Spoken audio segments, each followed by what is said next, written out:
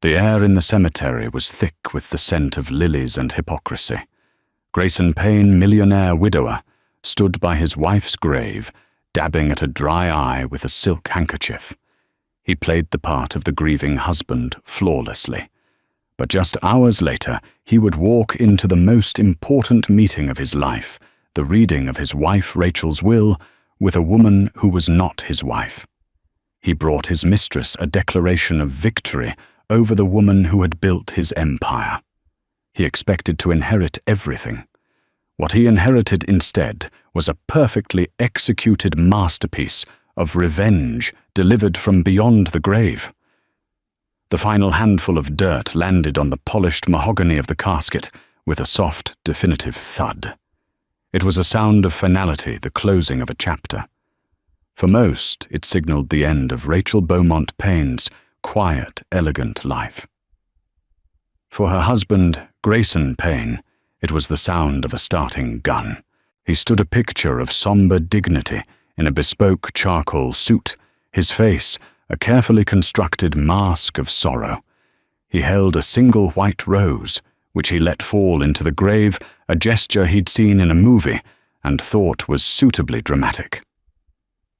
The press, kept at a respectable distance by a discreet security team, captured the moment. Tomorrow's society pages would read, "Grieving magnate Grayson Payne bids a final heartbreaking farewell to his beloved wife, Rachel." It was a masterful performance. Only a few people present knew the truth. One of them was Rachel's brother, Robert Beaumont. Standing a few feet away, his jaw was a tight, angry line. He watched Grayson's every move with unconcealed contempt. Robert knew that Grayson's grief was as hollow as his promises. He had seen the way Grayson's eyes would glaze over when Rachel spoke of her passions, art philanthropy, the intricate details of the very businesses that funded his lavish lifestyle.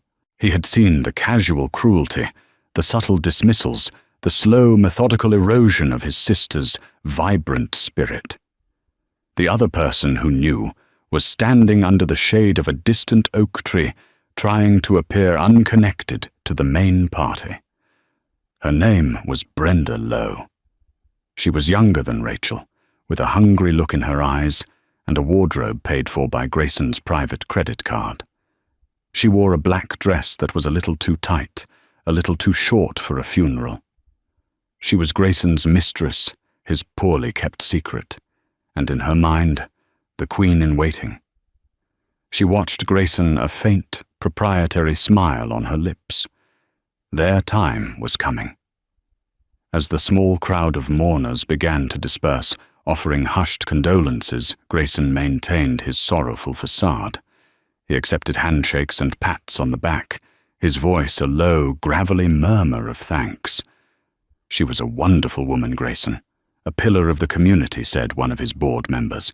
The best Grayson agreed, his gaze momentarily flicking towards the oak tree where Brenda stood. "I don't know how I'll go on." Robert Beaumont approached his face like a thundercloud. "A word, Grayson."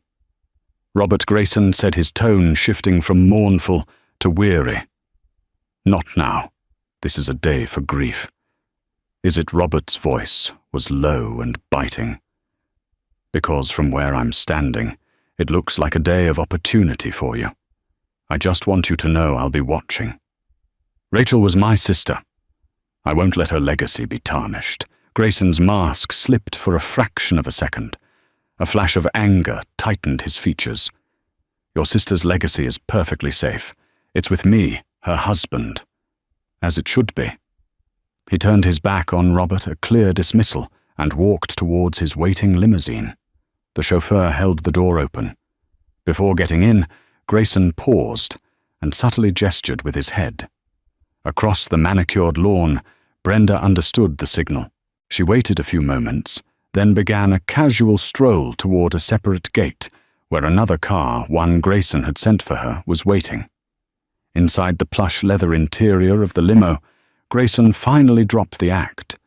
He loosened his tie, poured himself a generous measure of whiskey from the built-in bar, and downed it in one gulp. The sorrow evaporated, replaced by an impatient, almost giddy energy. He was free. For 20 years he had been Mr. Rachel Beaumont. It was her family's old money name that had opened the first doors. It was her quiet, uncanny business acumen that had turned his modest inheritance into the Payne-Beaumont corporate empire. She was the architect, he was the face. She preferred the background, the balance sheets, the strategic plans. He craved the spotlight, the magazine covers, the applause. He had come to resent her for it, to see her quiet competence as a judgment on his own abilities. He convinced himself that he was the visionary, and she was merely the manager. Brenda was different. She looked at him with wide-eyed adoration. She told him he was a genius, a titan of industry. She didn't challenge him or offer quiet corrections. She just agreed, and admired and spent his money with breathless enthusiasm. His phone buzzed. It was Brenda, headed home. "You are so strong, my brave man." A smirk played on Grayson's lips. He typed back, "Pour us a drink. We have a lot to celebrate." He poured another whiskey, staring out at the city skyline as the limo sped away from the cemetery. All that was left was the final formality, the reading of the will. It was scheduled for 10 a.m. the next day at the downtown offices of Holloway and Associates, Rachel's family law firm, for 3 generations. It would be a simple affair, he was sure. Rachel was traditional. Everything would go to him, her devoted husband. He'd give a generous donation to one of her pet charities to keep up appearances, of course. He might even let Robert keep his seat on the board as a token gesture.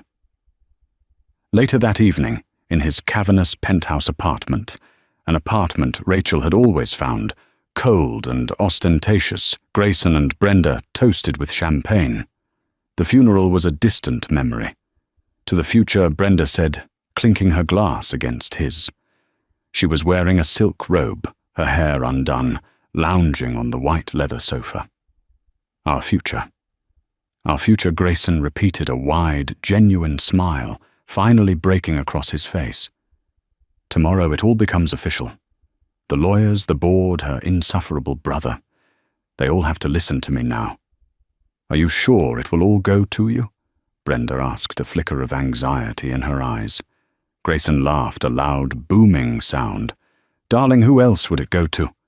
I was her husband. We built this empire together. He conveniently omitted the truth of who did the actual building. It's a formality. In fact, he said, a new, audacious idea taking root. I want you there with me. Brenda sat up, her eyes wide. At the will reading, Grayson, should I with her family there? Why not, he declared, feeling bold, invincible. It's time we stopped hiding. You are the future Mrs. Payne. It's time they all saw that. Let Robert choke on his self-righteousness. I want him to see that I've already moved on, that the future is mine, and you are part of it. The idea thrilled him. It wasn't just about claiming his inheritance, it was about rubbing it in their faces. It was a final public declaration that he had won. Rachel was gone, and he was here with his beautiful young mistress, ready to take everything she had left behind. It was the ultimate power play. Brenda's initial hesitation melted away, replaced by a triumphant gleam. To be there at the very heart of the transfer of power, to see the Beaumont family's faces as Grayson claimed his prize, it was more than she could have dreamed of. "Okay," she whispered, leaning in to kiss him. "I'll be there, right by your side." As Grayson drifted off to sleep that night, he felt no guilt, no remorse. Only the sweet, intoxicating taste of victory. He was the king, and tomorrow was his coronation. He never once considered the possibility that his quiet, unassuming wife, the woman he had so thoroughly underestimated in life, could ever outmaneuver him in death. The boardroom at Holloway and Associates was a study in old-world power. Floor-to-ceiling mahogany shelves were filled with leather-bound legal texts that smelled of time and authority. A long, polished oak table reflected the grim, overcast sky, visible through the large window overlooking the city's financial district. The air was thick with tension, a silent, crackling energy that made the simple act of breathing feel deliberate. At the head of the table sat Mr. Jonathan Holloway, a man who seemed carved from the same mahogany as the walls. He was in his late 70s with a shock of white hair and eyes that had seen the quiet dramas of the city's elite play out for over 50 years. He had been Rachel's father's lawyer, and then hers. His loyalty was to the Beaumont family, a loyalty that was absolute and unshakable.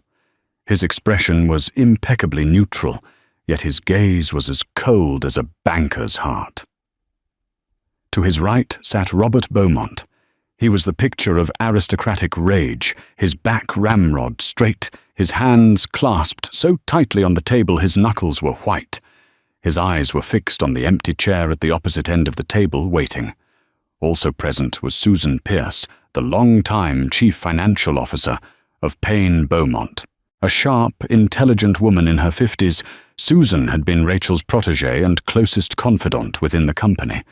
She owed her entire career to Rachel, and her face was a mask of stoic grief and quiet resolve. She knew better than anyone how much of the company's success was due to Rachel's genius. The boardroom door opened, and Grayson Payne strode in. He wasn't wearing somber black today. Instead, he'd chosen a sharp navy pinstripe suit, a power suit. It was a statement. But the bigger statement was the woman on his arm. Brenda Lowe entered with a mixture of nervousness and defiance. She wore a cream-colored Chanel suit that was clearly new, her hair perfectly coiffed. She held on to Grayson's arm as if it were a life raft and a trophy all at once. Her eyes darted around the room, taking in the opulent surroundings and the hostile faces. A collective intake of breath seemed to suck the remaining air from the room. Robert Beaumont's face went from pale with anger to a deep, dangerous crimson. He looked as if he might launch himself across the table. Susan Pierce's expression hardened her lips, thinning into a single disapproving line. Only Mr. Holloway remained impassive. He simply raised an eyebrow, a minute gesture that still managed to convey a mountain of disdain. Grayson Robert spat his voice a low growl. "What is the meaning of this? Who is this woman?" This Grayson said, his voice booming with false confidence as he pulled out the chair at the end of the table for Brenda, before taking his own. "Is Brenda Lowe. My associate. She's here for support." Support Robert's laugh was a harsh, ugly sound. "The funeral was yesterday. Your wife is barely cold, and you bring your whore to the reading of her will. That's enough, Robert." Grayson snapped his face, flushing. "Show some respect." Respect. Robert was on his feet now. "You dare to lecture me about respect? You who flaunted your affair while my sister was fighting for her life. You have no idea what that word means." "Gentlemen," Mr. Holloway's voice cut through the tension like a razor. It wasn't loud, but it carried an undeniable weight of authority. "Please, be seated, Mr. Beaumont. We are here to execute the last will and testament of Rachel Beaumont Payne. Personal animosities have no place in this room." Robert shot one last venomous glare at Grayson and Brenda, before slowly, reluctantly sitting back down. The silence that followed was heavier than before.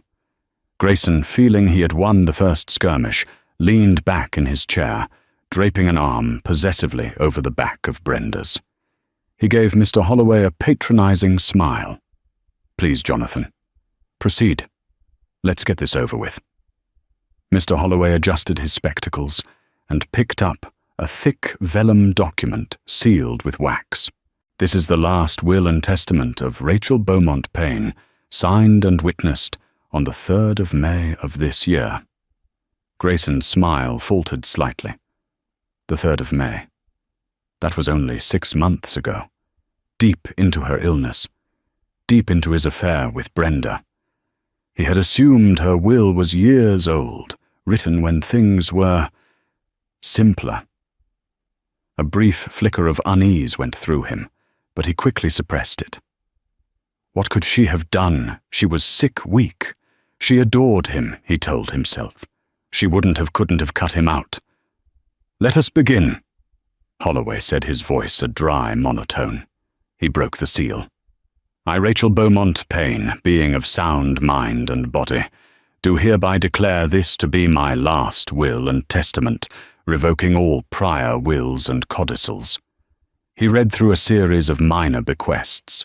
A generous sum to the long-serving household staff, a collection of antique jewelry to a favorite niece, her personal art collection donated to the City Museum with a wing to be named in her family's honor. All expected. All standard. Grayson nodded along, feigning benevolent approval. Brenda was starting to relax her hand, finding its way to Grayson's on the table. Then Mr. Holloway paused. He looked up from the document, his gaze sweeping over each person in the room, before finally landing on Grayson. "We now come to the primary assets of the estate," he announced, the room growing still once more. "This includes all majority shares in Payne Beaumont Corp. Control of the associated trusts and holding companies, the real estate portfolio, and the liquid assets held in her personal accounts, the total value of which is estimated at $950 million. Brenda's breath hitched. She squeezed Grayson's hand tightly. This was it. The number was even bigger than she had imagined. Grayson's chest puffed out. He felt like a Roman emperor about to be crowned. He gave Robert a smug, triumphant smirk. According to Mrs. Payne's instructions, Mr. Holloway continued, his voice unchanged. The distribution of these primary assets is not a simple transfer of title. He paused again, letting the weight of his words settle. It is contingent upon a series of conditions and revelations to be presented now in this room. Grayson's smirk vanished. Conditions. What conditions, Jonathan? What is this nonsense? We had an agreement. Everything was to pass to me. Your marital agreements are a separate matter, Mr. Payne Holloway said coolly. This is about her will, her assets, and her final wishes. She was most specific in her instructions for this meeting. She wanted all relevant parties present to bear witness. His eyes flickered towards Brenda for a split second. Relevant parties, Robert interjected, looking confused but intrigued. Indeed, said Holloway. He reached beside him and pressed a button on a small, discreet remote control. On the far wall, a large screen, previously hidden behind a wood panel, slid open and hummed to life. "What the hell is this?" Grayson demanded, rising from his chair. "A movie screening."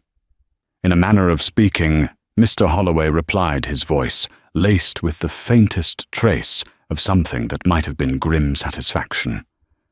Rachel was a meticulous planner. She felt some things were best said in her own words. On the screen, an image appeared. It was Rachel. She was seated in a comfortable armchair in her private study, the one place in their home Grayson rarely entered.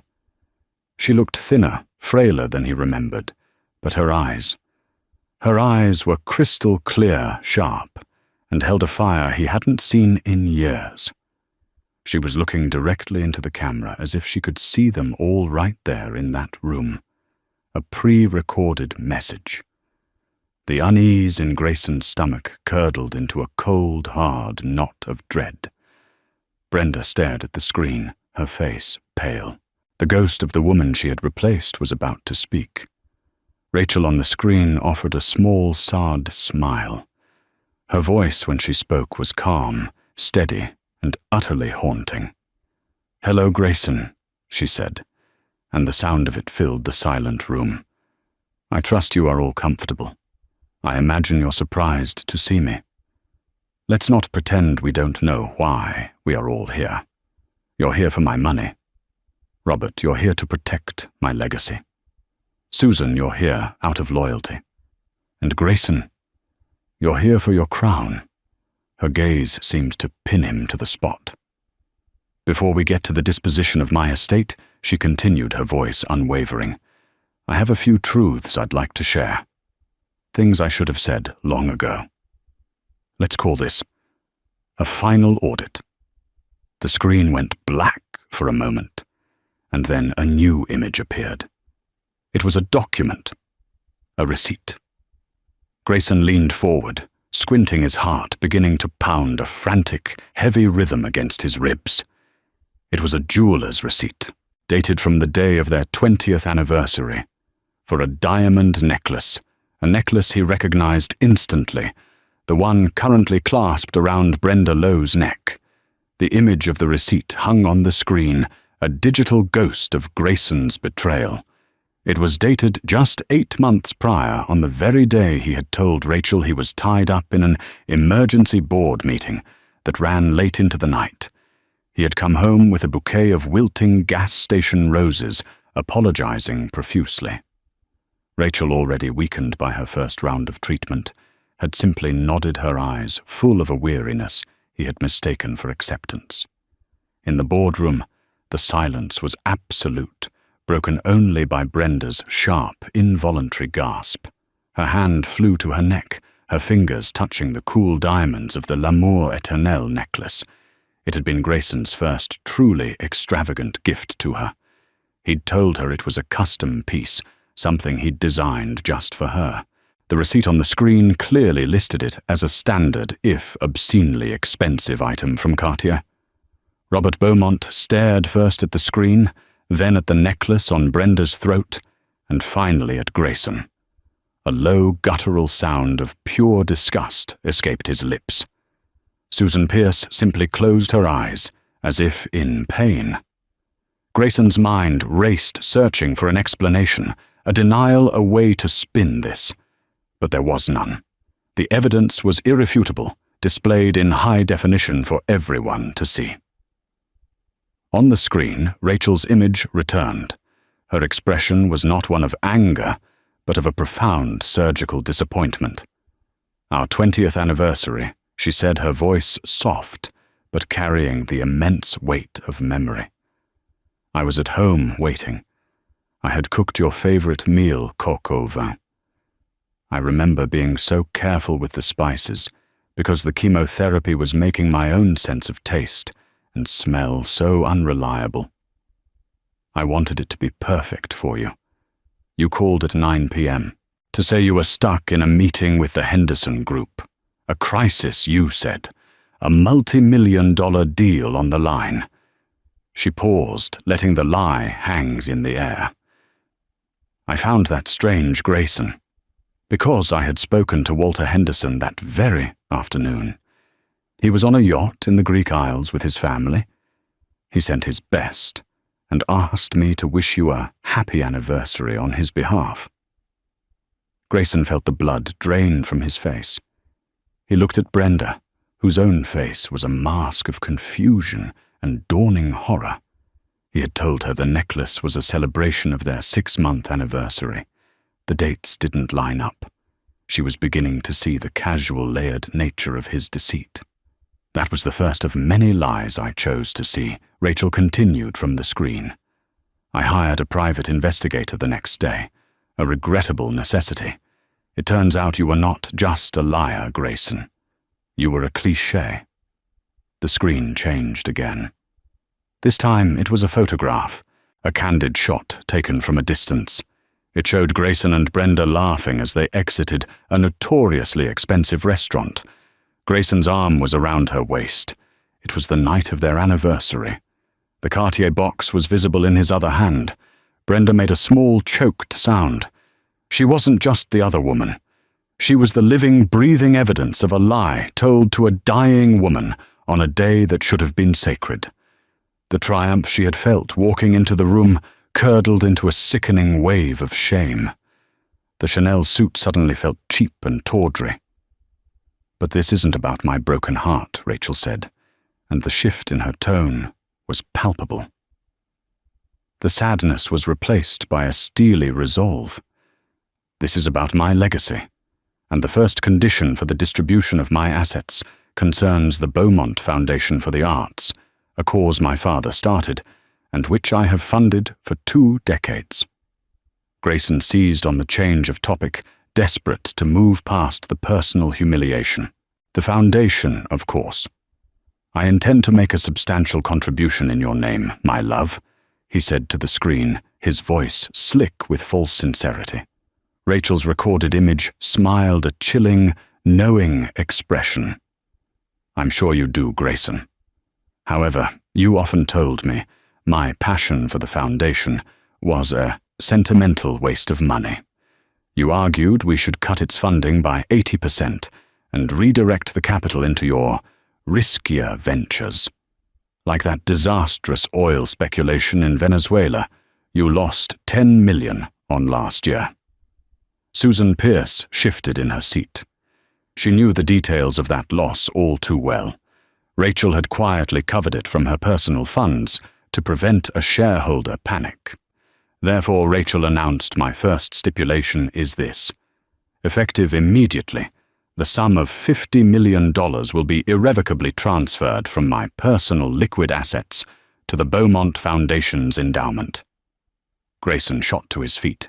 $50 million, that's insane. "That capital is essential for market leverage. Please sit down, Mr. Payne," Mr. Holloway said calmly. "The transfer has already been executed. I initiated it this morning, as per my instructions. It is done. $50 million. Gone. Just like that." It was a significant blow, but still in the grand scheme of the nearly billion-dollar estate, it was a flesh wound. Grayson sank back into his chair, fuming but trying to recalculate. He could absorb it. "This is just the beginning." Rachel's voice echoed in the room, her eyes seeming to bore into his very soul. "You see, you thought my illness had made me weak. But it did something else. Instead, it gave me clarity. It gave me time to think. And it made me realize I had spent 20 years building a beautiful, strong house for a man who was determined to rot it from the inside out." She leaned forward slightly in her chair on the screen. "So I decided to do some renovations. Let's move on to the business, shall we? Let's talk about the company you so proudly call your own. Let's talk about Payne Beaumont Corp." The screen faded to black, leaving the room in a stunned, ringing silence. Grayson's mind was a maelstrom of anger and fear. This wasn't a will reading, it was an ambush, a meticulously planned, posthumous prosecution, and he was the sole man in the dock. He looked at the faces around him. Robert's simmering rage had been replaced by a grim, vindicated awe. Susan's quiet grief was now tinged with an almost imperceptible steely admiration. Brenda was staring at her hands, refusing to look at him, the diamond necklace feeling like a millstone around her neck. The power he had felt walking into the room was gone, replaced by a terrifying vulnerability. He was no longer in control. Rachel, his quiet, gentle dying, Rachel had reached out from the grave, and her hand was closing around his throat. The black screen was a momentary reprieve, a dark mirror reflecting the stunned faces in the boardroom. Grayson's heart hammered against his ribs. The business! She was going after the business.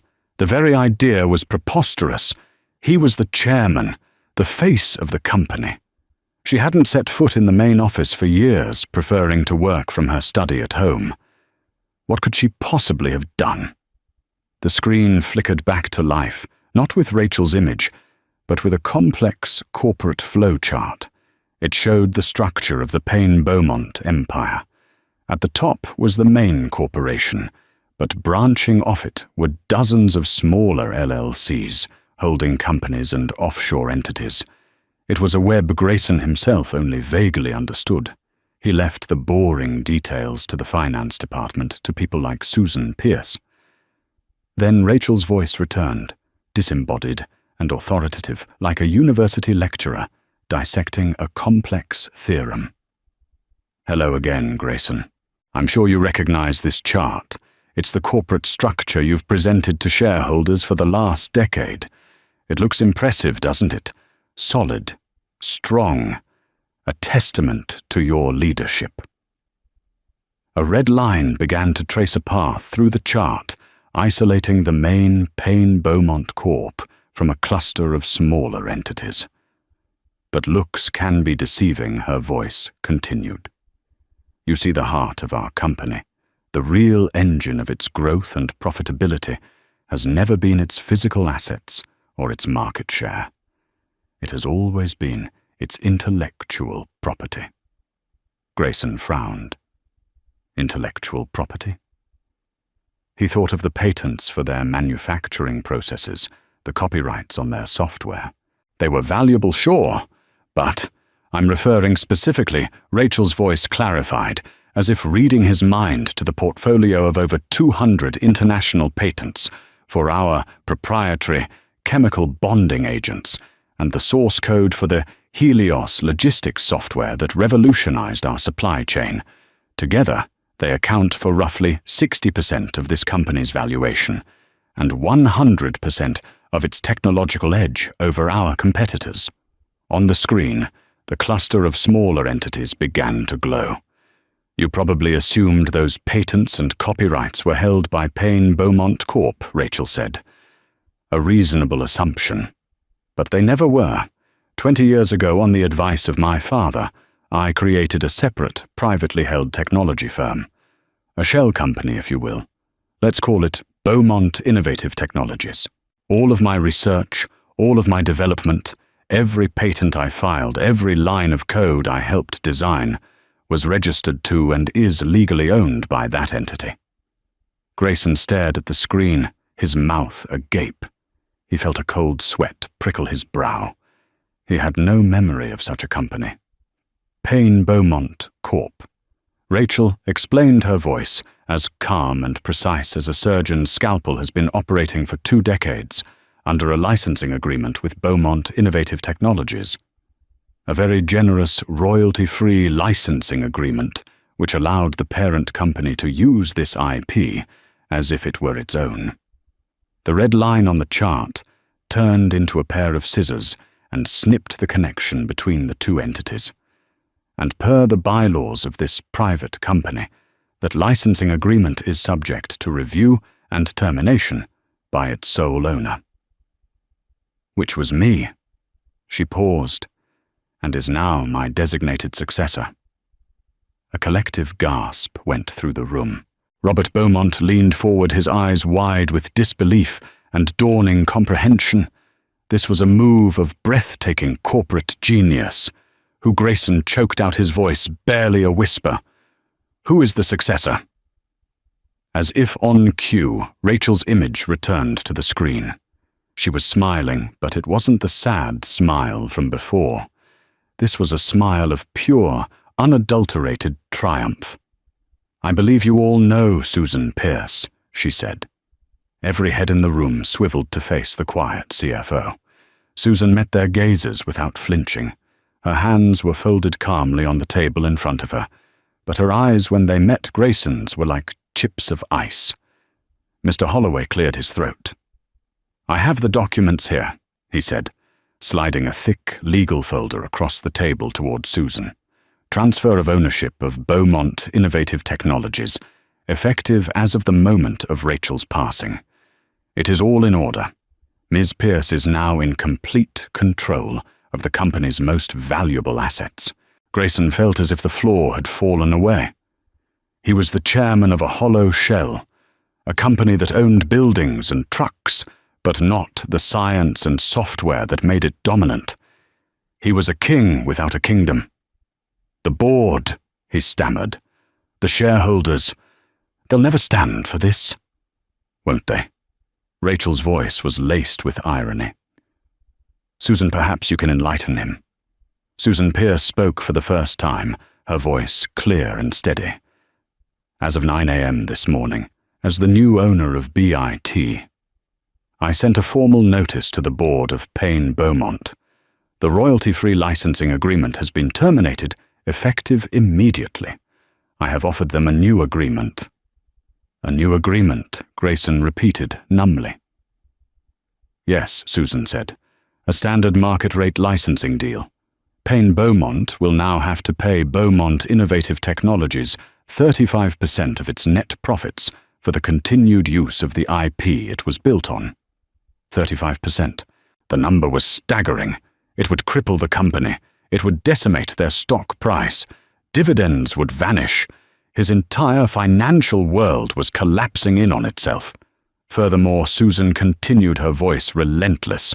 As I am sure you'll recall from the corporate charter, you never bothered to read, Grayson, any such fundamental change to the company's financial structure triggers a leadership review clause. The board is holding an emergency meeting this afternoon. Your position as chairman will be on the agenda. It was a coup. A bloodless, brilliant, posthumous coup. Rachel hadn't just taken his money. She had taken his power, his identity, and she had given it to the one person she knew he could never bully or control, her loyal protégé. On the screen, Rachel's image softened slightly. You were always so concerned with the face of the company, Grayson. The interviews, the galas, the magazine's covers. You can keep the face. Susan and I were always more interested in the heart. And now the heart is hers to protect. She looked down for a moment, as if gathering her strength for the final blow. But a business is just a business. It's built on numbers and contracts. A marriage, however, is built on trust. And that, Grayson, that is a debt you can never repay. The screen shifted again. The corporate charts vanished. In their place appeared a new image, one that made the blood in Grayson's veins turn to ice. It was a still frame from a security camera. The timestamp in the corner was from 3 weeks ago. The image was of a hospital room. In the bed, a frail, sleeping Rachel. And standing beside the bed holding her hand was Brenda Lowe. The image on the screen was grainy, the colors washed out under the fluorescent hospital lights, but the scene it depicted was brutally clear. Brenda, looking hesitant and somber, stood by the bedside of the sleeping Rachel. The stark contrast between the two women was devastating. Brenda vibrant and healthy in a stylish coat. Rachel diminished by illness, her skin pale against the white hospital sheets. In the boardroom, Brenda let out a strangled cry, a sound of pure panic. No, that's not. Grayson, what is this? She pleaded, turning to him, her eyes wide with terror. Grayson was speechless. His mind was a blank white noise roar. He remembered that day. Brenda had been consumed with a morbid curiosity about the woman she was supplanting. She had pestered him with questions. What was she like? Was she beautiful? Did she know about them against his better judgment, fueled by arrogance and a cruel desire to demonstrate his complete control? He had pulled strings with a hospital administrator he had on his payroll to allow Brenda a brief, unauthorized visit while Rachel was sedated after a painful procedure. He had told Brenda it was so she could see for herself that the past was truly over. It was a grotesque, triumphant tour of his conquered territory. Now that act of supreme hubris was playing out as his damnation. Rachel's voice returned, but it was different now. The cold, businesslike tone was gone, replaced by a quiet, aching sadness that was somehow more cutting than any rage could have been. I wasn't asleep, Brenda, she said, her voice seeming to address the younger woman directly. The sedation had worn off. I just kept my eyes closed. I wanted to hear what the man I loved, the man I had spent half my life with, would say about me in my final days. The still image on the screen dissolved into video. The silent, grainy footage began to move. Grayson could be seen just at the edge of the frame, his back mostly to the camera, speaking to Brenda in low tones. There was no audio, but his gestures were grand dismissive. And then audio began to fade in. It was tinny, clearly recorded from a hidden device. A small microphone Rachel's voiceover explained that her brother Robert had insisted she keep by her bedside for security. Grayson's voice, smug and condescending, filled the boardroom. "See for yourself," his recorded voice said. "There's nothing left. It's just a matter of time. It's sad, of course, but it's a relief in a way. The end of an obligation." Robert Beaumont clenched his fists, a tear of pure fury tracing a path down his cheek. Brenda's recorded voice was a nervous whisper. "Does she know about us now?" Grayson's laugh was a cruel bark. "Darling, look at her. She hasn't had a clue about anything for years. Too busy with her books and her charities. I've been living a separate life right under her nose." It was pathetically easy. In the boardroom, Brenda flinched as if struck. The casual cruelty of his words, the dismissal of the woman he had been married to for 2 decades, was shocking. But what came next was for her alone. She was useful, I'll give her that. Grayson's voice continued on the recording. Her name, her mind for numbers. She built a magnificent cage for me. But you, my love, you are the one who showed me how to be free. Brenda stared at the screen, her expression crumbling. This was what she had wanted to hear, the validation she craved. But hearing it now in this sterile, accusatory environment, it sounded hollow and parasitic. Then came the final devastating blow.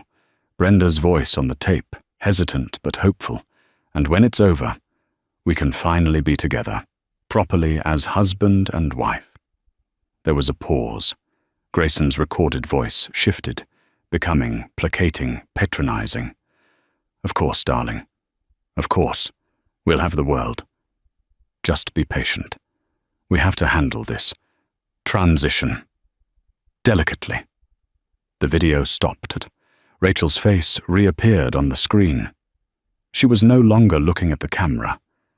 She was looking down, as if at her hands in her lap. "Did you believe him, Brenda?" she asked softly. "Did you really think a man who could speak about his dying wife that way would ever treat you with genuine honor? A man who calls 20 years of partnership an obligation. A man who sees love not as a bond, but as a cage." She finally looked up her eyes, finding the camera lens again. And in them there was not hatred. There was only a vast, soul-wearying pity.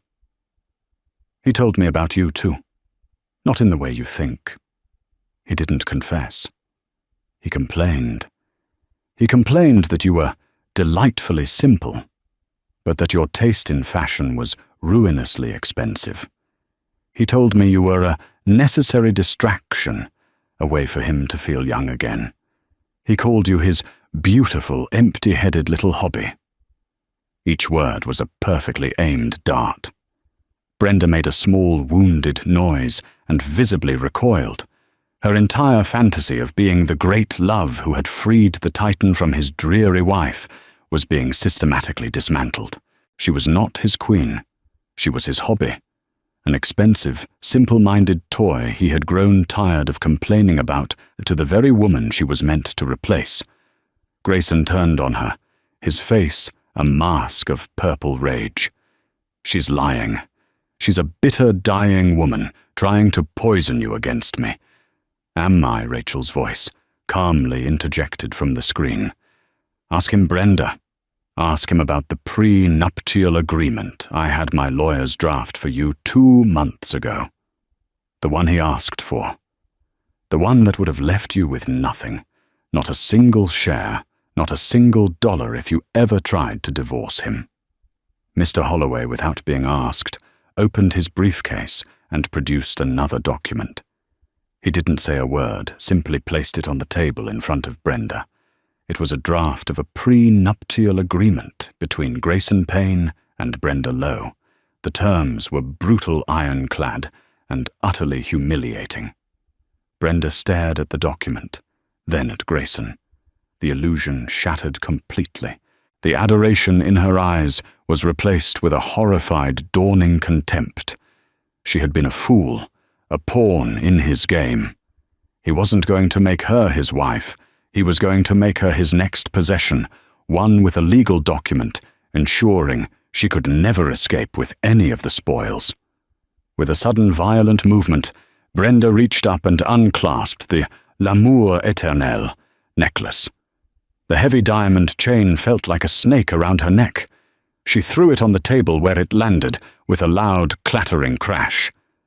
"You are a monster," she whispered to Grayson, her voice trembling with rage and humiliation. Then she stood up, pushed her chair back so hard it nearly toppled over, and walked out of the boardroom without a backward glance. She didn't run. She walked with the stiff, wounded dignity of someone who has just had their soul flayed open and put on public display. The door clicked shut behind her, leaving a stunned, deafening silence in its wake. Grayson was alone, stripped of his mistress, his allies, and his dignity. Rachel's face remained on the screen. Her expression was somber. "The thing about betrayal, Grayson," she said, her voice barely above a whisper, "is that it's a fire that consumes everything. Not just the good, but the lies too. And now all your lies are ashes. And now," she said, her voice regaining its strength for the final matter, "for what is left of my inheritance." The departure of Brenda Lowe had shifted the atmosphere in the room from a tense confrontation to a clinical dissection. All the drama, the sordid personal details had been stripped away, leaving only the cold, hard facts of Grayson's character laid bare on the polished oak table. He was no longer a powerful chairman or a grieving husband. He was just a man exposed and diminished, waiting for his sentence. Grayson stared at the screen, a hollowed-out expression on his face. What else could she possibly take from him? She'd taken a fortune. She'd taken his company. She'd taken his mistress. All that was left was the husk. Rachel's image on the screen seemed to sigh, a gesture of profound exhaustion that transcended the digital medium. "We come now to the end, Grayson," she said. "To the final disposition of my estate. The houses, the remaining liquid assets, the personal holdings, everything that is left after the Foundation's endowment and the corporate restructuring." She paused as if choosing her next words with infinite care. "All my life I have been surrounded by weight, the weight of my family's name, the weight of expectation, the weight of our company's portfolio, the weight of your ambition, Grayson. It was a heavy burden. And in my final months I came to realize I wanted my legacy to be one of lightness, of setting things free." Grayson scoffed a bitter, broken sound. "Lightness. You've crippled the company and aired my life like a cheap stage play. What do you know of lightness?" "The company will survive," Rachel's voice replied unperturbed. "It is now in the hands of someone who values its heart, not just its share price. Susan will see to it. It will be a leaner company perhaps, but a more honest one. As for your life, you aired it yourself, Grayson. I simply provided the screen." Her gaze seemed to soften for a final time. "Our prenuptial agreement, the one we signed all those years ago, was very clear. It was written by my father, a man who understood character. It stipulated that in the event of a divorce, our assets would be divided based on their origin. What was mine remained mine. What was yours remained yours. But it had a peculiar clause for what would happen upon death.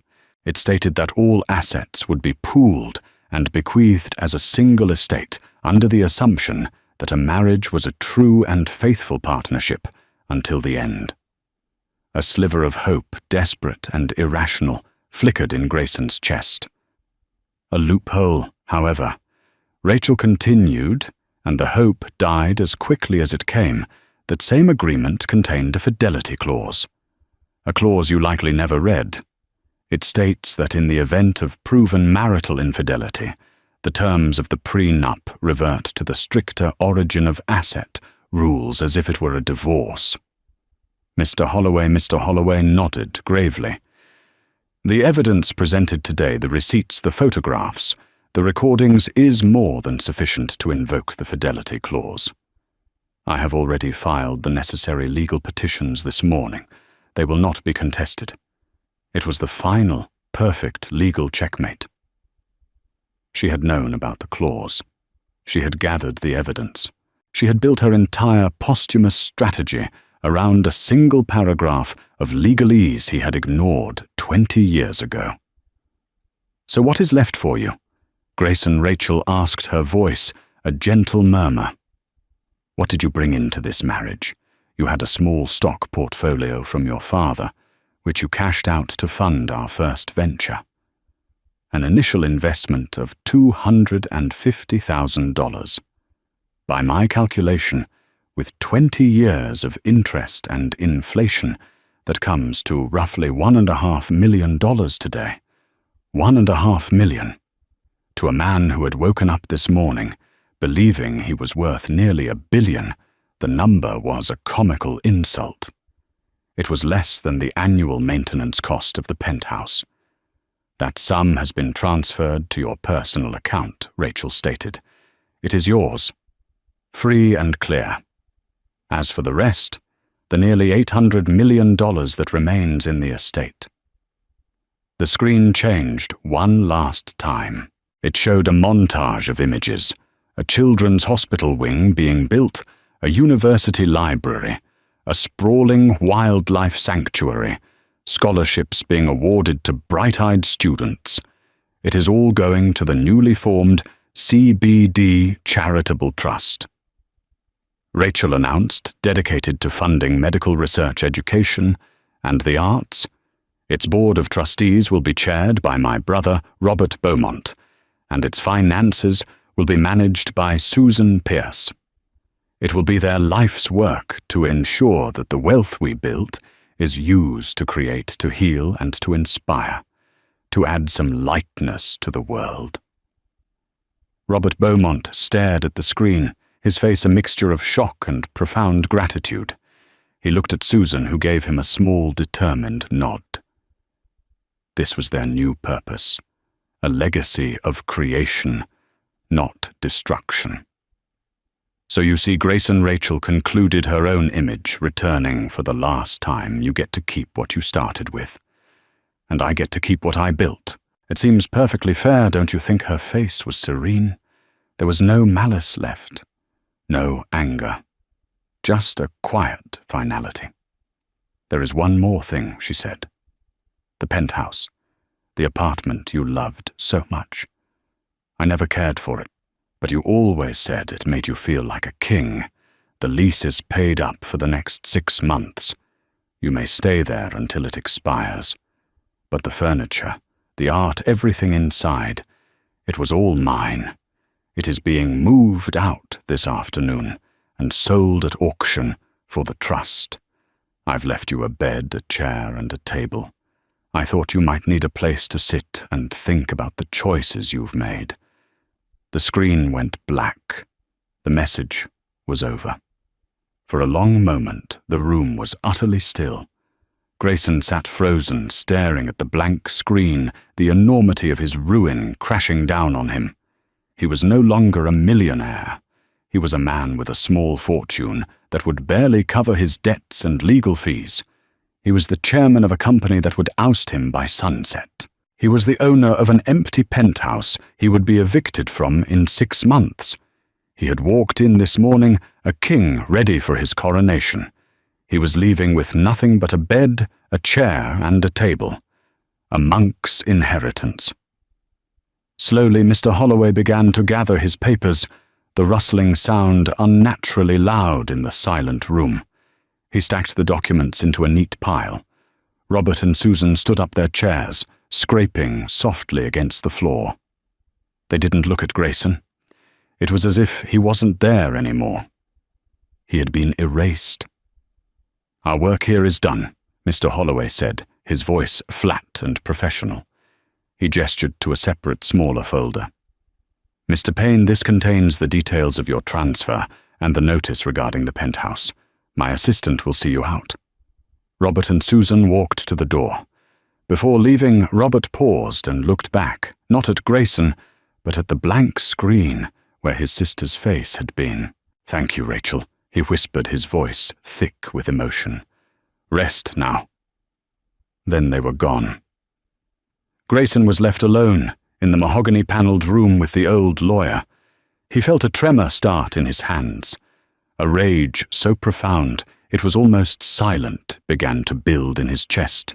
He looked at the diamond necklace Brenda had thrown on the table, glittering mockingly under the recessed lighting. With a primal roar, he swept his arm across the table, sending the necklace water glasses and legal pads scattering across the floor. The sound echoed in the vast, empty room. Mr. Holloway didn't even flinch. He simply watched his expression unchanged as Grayson Payne, the fallen titan, finally, completely and irrevocably came apart. The aftermath was a swift and public execution. Headlines chronicled Grayson Payne's spectacular downfall, while the board of his former company ousted him in a unanimous vote. Every legal appeal against the meticulously crafted will was dismissed, leaving him utterly neutered. His world had not just cracked, it had disintegrated. He retreated to the penthouse, but Rachel's final calculated cruelty had been to turn his palace into a prison of echoes. Stripped of its lavish furnishings by efficient movers, the apartment became a cavernous tomb where his footsteps mocked the silence. He was left with a bed, a table, and the crushing weight of his ruin.